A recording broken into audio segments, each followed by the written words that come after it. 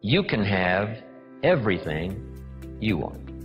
If you help enough people get what they want, you can have everything you want. When I heard Zig say that, I wrote it down, and maybe you want to do this. Underline the word everything. That's what was intriguing to me about this sentence. So these are the success equations. This is the wealth formula from the Bible, from John Kennedy, from Zig Ziglar. I believe, and I'll make this statement 40 times in my book, that you can get everything in life you want if you'll just help enough other people get what they want.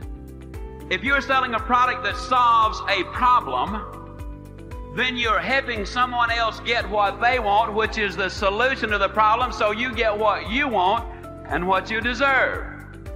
If you're in management and your productivity and the productivity of your people is important to your income, if you can train, enthuse, inspire, motivate your people to be successful, then your rewards are going to be greater. You can get everything in life you want if you will just help enough other people get what they want.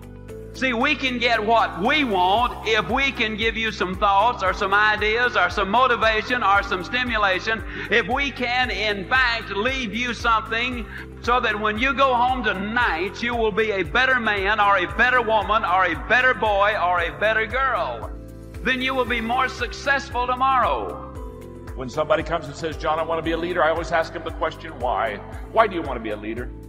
I mean, do you want to be a leader because you want a corner office? Do you want to be a leader because you like to be in control? Do you want to be a leader because you love to be in the front of the pack? Do you want to be a leader because you want to have a good parking place?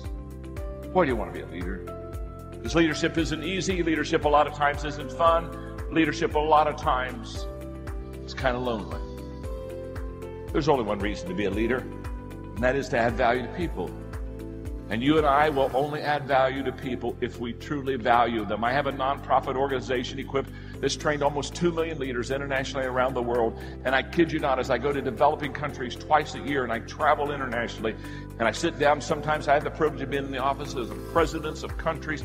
And as I watch these developing countries, the thing that is the cardinal sin among leadership so much is that they have leaders of their countries that truly don't value the people. And if you and I don't value people, we will devalue people. Number two, if you want to add value to people, you have to make yourself more valuable. You just have to get better. You have to keep growing. You have to keep learning. You have to keep developing. Why? Very simply. If you're leading the pack, you've got to be able to give what you have, and you can't give what you don't have, and so therefore you've got to put a lot of good stuff in so that you can pass it on to others and share with them and add value to them. Thirdly, if you want to add value to people, you have to know and relate to what other people value. You and I have to walk slowly through the crowd. We have to listen. We have to care. You see, great leaders are first of all listeners, and then they're learners, and then they're leaders. They really do take their cue from the people. They understand that the key of leadership is connecting with the people that you lead, and the only way that you and I ever connect is by caring enough to listen. When I'm speaking in the business community, I always share with them that for them there are 3 ways to add value to people, but for me there are 4. And I tell them I'll give them the 3. And so I'll spend maybe an hour doing those 3 things I just shared with you, talking about how to add value to people.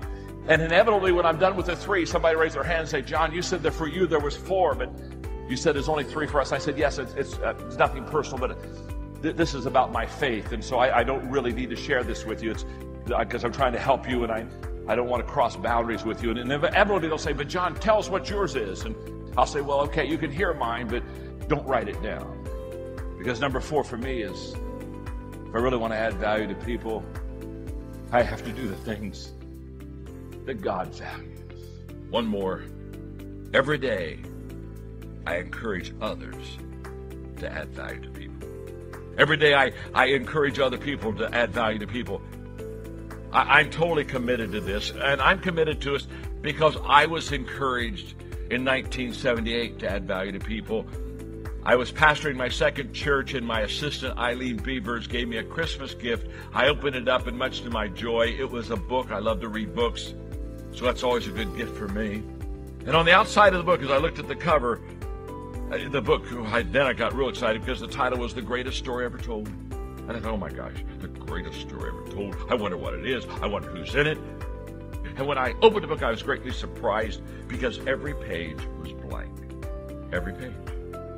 Except the first page where Eileen Beavers wrote this note, Dear John, your life is before you. You fill these pages with good works, kind acts, matters of your heart.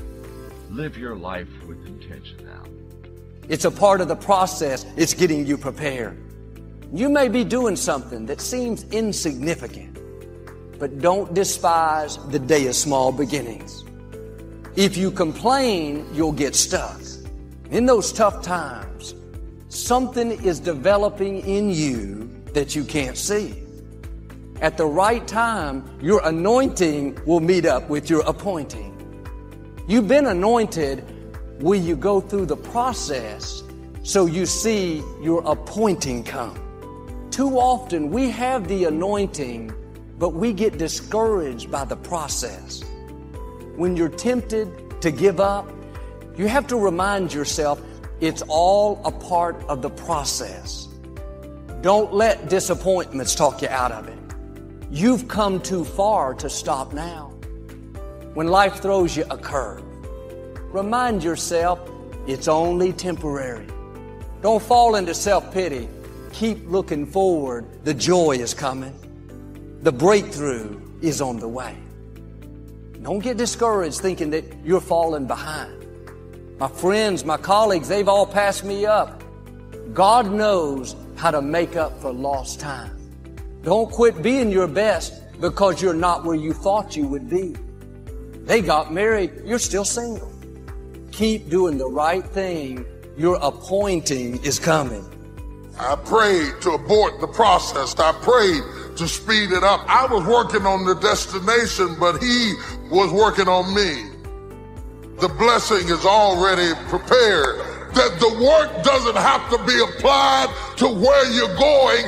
The work has to be applied to you so that when you get where you're going, you can handle what you gotta handle.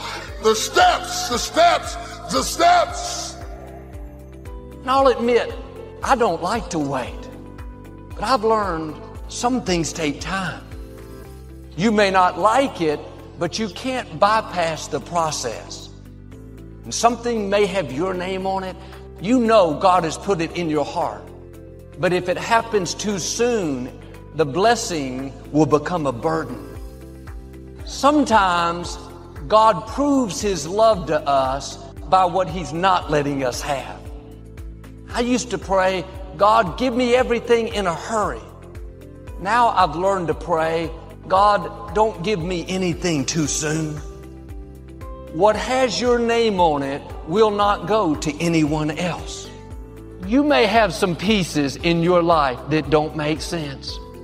God is in the process of connecting the dots in your life. Trust Him when the piece doesn't make sense.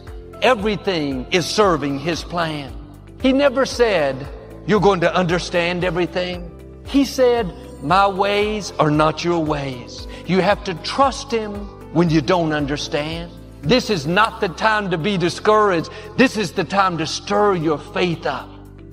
And I think more times than not in life, people treat God like a Santa Claus. And then when they don't get the gifts that they thought they were going to get, it's a problem. And I think true courage is the ability to embrace what we don't understand. And I think true courage is when you find yourself in the midst of an opposition, but you still have a certain level of perspective to say, even though I don't like it, I can still trust God, even though I can't trace God. And when we get in a storm, we have a tendency to wonder, where is God? Because we buy into this notion that if God was with us, we would have no storm. I looked for Him. I didn't see Him, but you cannot see in a storm. That's why He told you to walk by faith and not by sight. I will not stop in the middle of the process. I will not be defeated. I will not be destroyed. I will take everything that happens in my life and I will allow the pain to push me to greatness. You will not break me. You will not stop me. You will not defeat me. The only way I lose is if I quit. It's going to be a dogfight. And so if you're ready to quit, then don't get started. If you're ready to quit, don't get started. If you're looking for this easy path, don't get started. If you think they're not going to close the door on you and say no a million times, don't get started. But every time they close the door, I just get excited. Why? Because I am not a no. I'm one yes away. I'm one yes away. You can't keep telling me no forever. You can't keep denying me forever. This type of energy, this type of passion, you can't stop it. You can contain it for a while, but you cannot stop. This is life. And you can't defeat me. There is not. You don't have enough power. You don't have enough energy. You don't have enough strength to stop this. Contain it for a year, you might. 2 years, you might. You do not have hate, does not have enough energy to destroy love. You cannot destroy this. And so I'm telling you today, it's going to be a dogfight. And the sooner you realize it's going to be a dogfight. Okay, so let me just say this to you. So in America, right, and I'm sure it's the same thing here, but they're in our armed forces. Let's just pick one, the Navy, for instance. We just pick the Navy, right? Well, let me tell you guys, this is good. Listen to me very closely. The first thing they teach you, somebody over here, help me out. You are in the Navy, right? They're teaching you war, right? What's the first thing they teach you? Boot camp, the very first, somebody tell me over here, just take a wild guess. What's the first thing they teach soldiers? Good, courage, okay. This side, discipline. So give me something practical. What's the first practical thing that they would teach you? Say it again. Defending yourself, somebody over here. How to swim. Listen to me very closely. The first thing they teach you, the very first thing they teach you is how to respond when you have a jammed gun. And number 2, how to carry a dead body.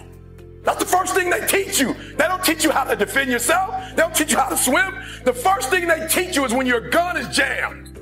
The first thing they teach you is a dead body, how to carry a dead body. And somebody tell me, why would they start you there? That's the worst case scenario. That's what you're not prepared for. That's what you're not thinking. You're not thinking when you go out there to defend yourself that your gun is going to jam. You're not thinking when you go out there that your boy going to get killed and you got to drag. You're not thinking that. So listen to me. It's not hardships that hurt us. It's not my cousin getting shot twice. It's not my cousin spending 50 years in jail. It's not my aunt dying of cancer. It's not my wife being diagnosed with 7 lesions on her brain that will break you. What will break most people is you didn't prepare for that.